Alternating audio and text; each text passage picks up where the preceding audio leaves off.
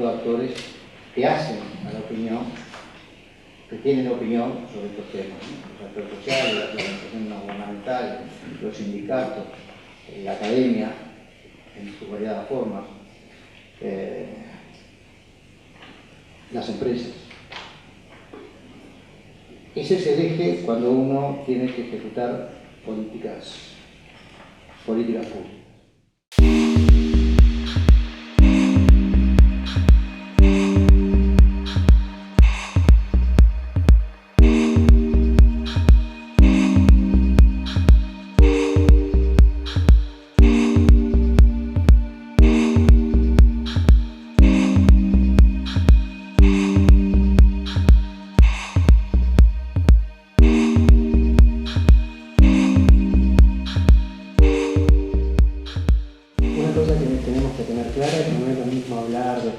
De la época de 1970 a nuestro momento de explosión en Uruguay, en el 2001-2002, a lo que es en la fecha actual. Es decir, a pesar de que es un extracto que se extrae a partir de la hoja de coca, ¿sí? Las normativas internacionales han tratado siempre de bloquear el uso de productos químicos en la obtención de clorhidrato de cocaína. Y eso ha hecho de que las metodologías para preparar el clorhidrato de cocaína sean dinámicas y vayan cambiando. Eso nos ha llevado a lo largo del 2002 a la fecha a ir haciendo permanentemente un monitoreo de lo que se tiene como pasta base en Uruguay. Uno de los grandes problemas que tuvimos al principio es nadie sabía lo que era, ¿sí? Entonces dijimos, bueno, a ver, hablemos con los brasileños. No, nosotros no tenemos. Hablemos con los argentinos. No, nosotros tenemos Paco. Bueno, ¿y qué es Paco? Es el residuo de la obtención del clorhidrato. Nosotros analizábamos la muestra en Uruguay y nos daba 60% de cocaína. Entonces decíamos, esto no es un residuo, ¿sí? Entonces hablábamos con los chilenos y así fuimos armando toda una red a nivel de Latinoamérica, porque el problema es nuestro. De Latinoamérica por ahora sigue acá y es difícil que termine apareciendo en otros lugares, excepto en España, que ya vieron en algunos casos, eran hispanos que la llevaron ellos. El hecho es, cuando nosotros hablamos de droga, hablamos en forma genérica, pero normalmente lo que se está usando es una mezcla de productos químicos en las cuales hay principios activos que actúan sobre el sistema nervioso central, pero también hay otras cosas, ¿sí? Y esas otras cosas pueden alterar todo el entorno de la funcionalidad que tiene ese producto, ¿sí? Entonces, eso nos ha llevado, por ejemplo, a tener que empezar a derribar mitos y generar nuevo conocimiento. ¿Sí? Por ejemplo, en una de las etapas iniciales, las Naciones Unidas decía que la pasta base de cocaína era sulfato de cocaína. ¿Sí? Lo decía por escrito y en su libro. Cuando nosotros empezamos a analizar, nada. Entonces, 20 muestras, nada, no era sulfato, 50 muestras ninguna, 60 muestras ninguna. Entonces empezamos a encontrar una información sobre qué era lo que se estaba comercializando que no estaba compartida ni estaba registrada. Eso nos llevó también a encontrar que había otros alcaloides, además de la cocaína, presentes en la pasta base. Y que estos otros alcaloides que están presentes, que son psicoactivos, no están reportados en literatura en forma de predecir cuál es el daño o no daño que se genera en el ser humano. Entonces, no es fácil decir qué es lo que se está consumiendo. En verdad es algo súper dinámico. Lo que sí sabemos es que en un principio se usaba lidocaína para adulterarla, era algo común. Si ustedes se acuerdan de las películas, cuando había un negocio de cocaína, lo primero que hacían era tomaban con el dedo y se lo ponían en la lengua, ¿sí? Porque la cocaína es anestésica, entonces lo que esperaban era sentir la anestesia, ¿sí? Como la reducían, la estiraban a la cocaína, entonces le ponían un anestésico que es la lidocaína, ¿sí? Entonces, bueno, en ese entendido, empezaron a estirarla con principios activos que simularan, en ese caso, la anestesia, ¿de acuerdo? Después se pensó que, bueno, la anestesia no era importante, sino que en el mercado ilegal empezaron a usar reacciones químicas colorimétricas, como las que usa la aduana y la prefectura, para determinar si el producto es cocaína o no, ¿sí?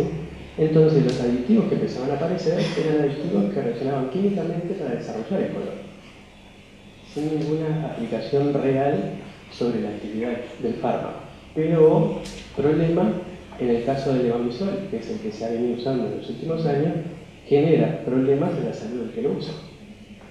Es decir, que en verdad está agregando una especie tóxica, ¿sí?, a la pasta base para estirarla, pero para que parezca que es pura y del color. Y tanto es así que el año pasado hubo escasez de reactivos que tenían el color. Como si lo sabe, pasamos años para lograr los permisos oficiales para poder trabajar sobre eso, ¿sí? Argentina arrancó en el 2010, ¿sí? Con lo cual nosotros en esa etapa éramos los únicos en Latinoamérica que habíamos empezado a estudiar el problema. Al día de hoy podemos decir que el pasto es lo mismo que la pasta base. Es decir, cayó el mito que tenían los argentinos que era el residuo de la obtención del clorhidrato y todo lo que se había generado. Y nos encontramos ahora con otro problema, que cuando ustedes escuchan a Brasil hablan de crack, y Cracolandia y todo eso. El hecho es que recién Brasil está entrando a determinar qué es lo que ellos dicen crack, y lo que están encontrando como resultados es lo que nosotros llamamos pasta base.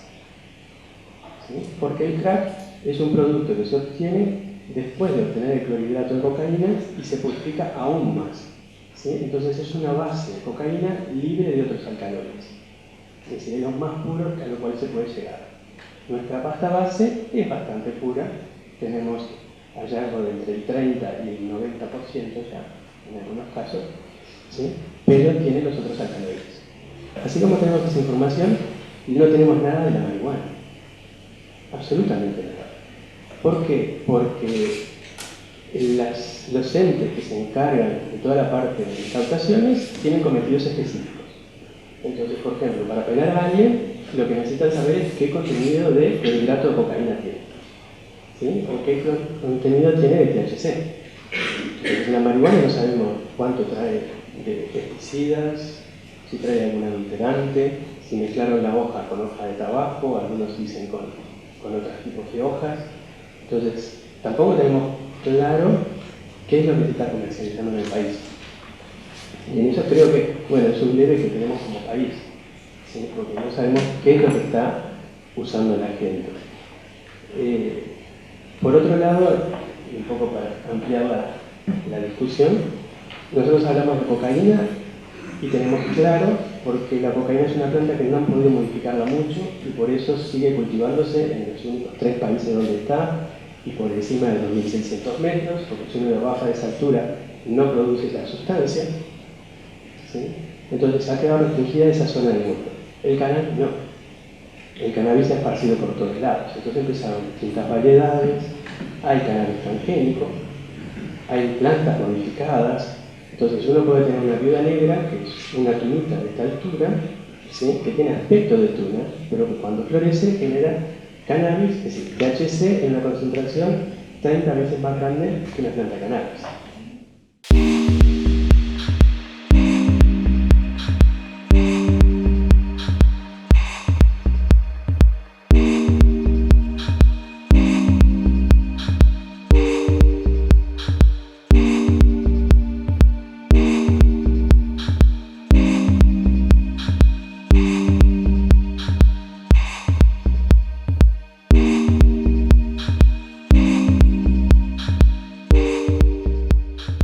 Cuando hablamos de las drogas o del problema de las drogas, creo que el problema principal que afrontamos es análogo a si hablásemos del problema automotor del país y pretendiésemos decir algo con sentido simultáneamente acerca de las legislaciones pertinentes sobre la importación de vehículos, el problema de la siniestralidad, el problema o la problemática de los adolescentes que le roban el auto a los padres y hacen picadas por la rambla, la contaminación, etcétera, etcétera. Nadie, en su sano juicio, pretende generar un enunciado que haga sentido con respecto a todo esto, refiriéndose al problema automotor. Sin embargo, con respecto a las drogas, se pretende que nos pronunciemos en torno a una cuestión que es extremadamente compleja y difusa, y que además amerita múltiples enfoques. Desde el neolítico, como empezó diciendo Rafael, ha habido consumo de sustancias psicoactivas. ¿Okay? La cuna de toda civilización, detrás de toda religión siempre ha habido un jugo fermentado de alguna fruta o ha habido alguna planta sagrada que ha pasado del universo de lo religioso a lo mágico o brujeril para intentar influir sobre otros, y por último, en muchos casos ha integrado la farmacopea institucional de esa cultura. Siempre han habido modos o formas de regulación de los consumos. Y acá me gustaría establecer, para ordenar el tema, dos cuestiones.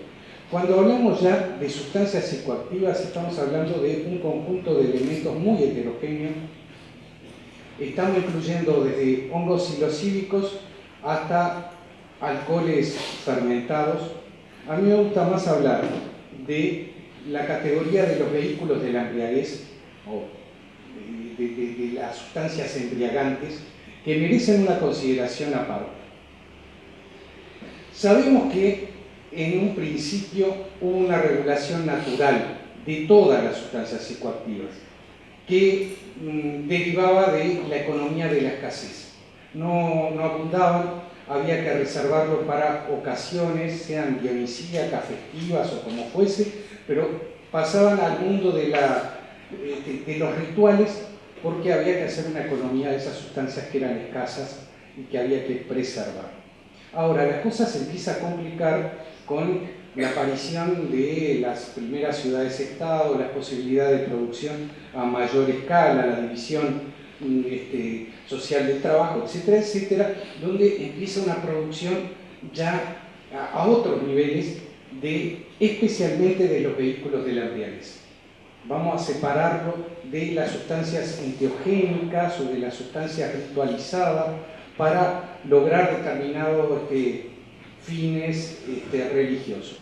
Y ahí empezaron los intentos de regulación sobre las sustancias particulares. Un drama similar ocurrió en Europa cuando las cortes se inundaron de tabaco, llevado por los primeros navegantes desde el Nuevo Mundo a Europa. El tabaco, el Vaticano determinó la excomunión. Allá si no me equivoco, tenía anotado por acá, el Papa Urbano en 1624.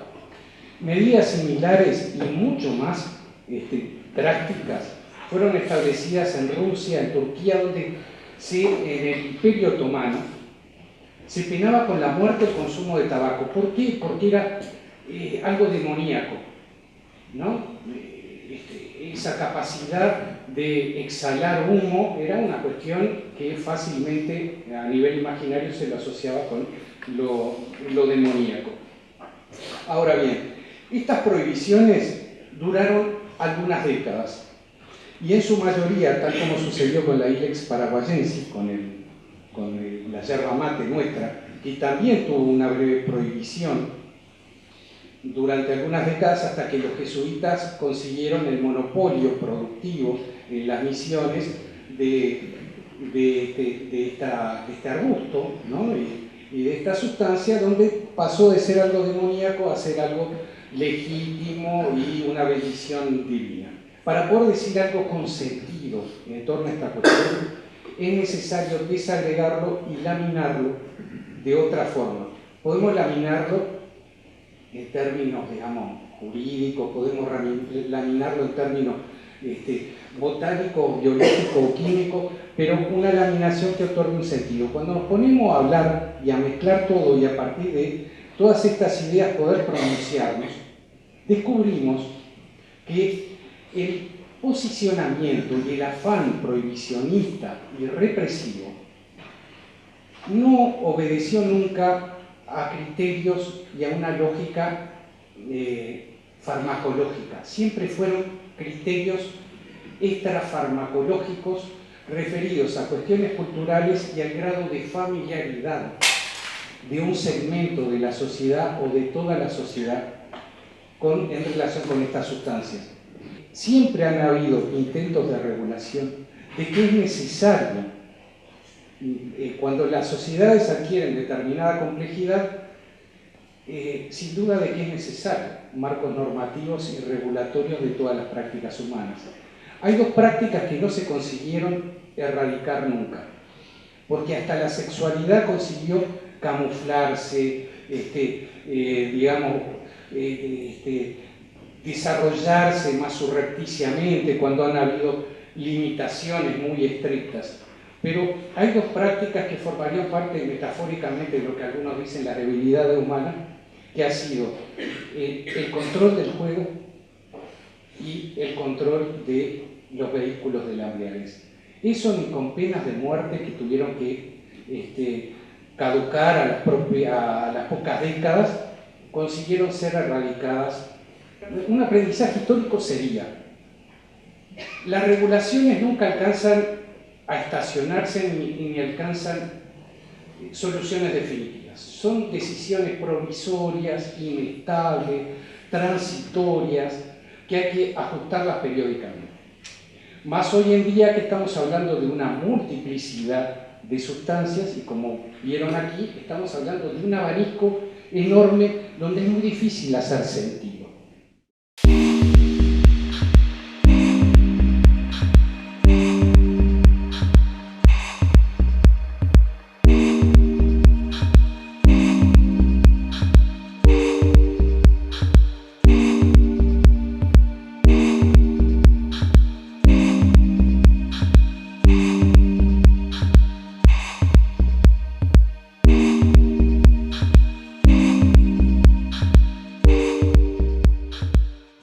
Con el tema de la propuesta del gobierno de legalización controlada y regulada de la marihuana, lo que tenemos hasta ahora es un titular en un documento que presentó el gobierno y una serie de anuncios que vinieron en una conferencia de prensa a cargo de ministros del gobierno, y luego una serie de declaraciones en algunos casos contradictorias.